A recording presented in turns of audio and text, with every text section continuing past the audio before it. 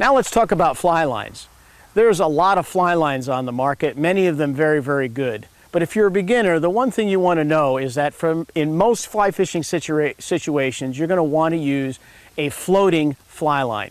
Now you can buy a sinking tip fly line, you can buy a sinking line that sinks completely.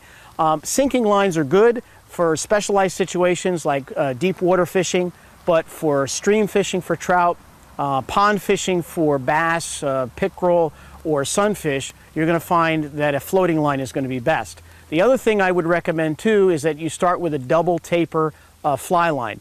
A double taper fly line is really simply a fly line that has, basically when they manufacture it, it has a very thick middle and then it's tapered down to a very thin point on either end. What that allows you to do is that when you're casting, double taper fly line allows a much more even application of power. And for a beginning fly caster, it makes fly casting a whole lot easier. So make sure you get a double taper floating fly line in the right weight. The last recommendation I have on fly lines is to make sure that when you buy the fly line, it comes already set up with a leader loop. The leader loop will help you easily attach your leader material to the fly line without having to hack into your fly line itself. So make sure it has a leader loop. The next thing we're going to talk about are leaders. A leader is very simply a piece of monofilament that's tapered from one end to the other, and it allows you to actually deliver the fly or the popper, whatever you're going to be putting at the end of your fly line, to the fish. Now a leader has three sections. It's the butt section, which is the thickest section of the leader. It's usually the first third or so of the leader is the butt. The middle section, called simply the midsection, and then at the very end where you're actually going to tie on your fly is the lightest end, the tapered end, called the tippet.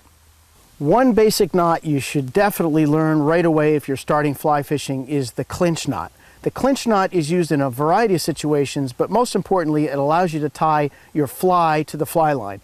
In order to be able to do a clinch knot, what you need to do is, and this simulates, by the way, his finger is going to simulate the eye of the hook. You're going to run the tippet material on your leader through the eye of the hook. Then you're going to be able to, then you want to wrap the short piece around the leader about 5 or 6 times. In this case, we'll do it, simulate it. And then take that short tag end there and run it through that open loop that's between, near the eye of the fly. And then pull down. What you'll end up with is a very neat knot that actually is excellent for keeping your fly line and your fly connected.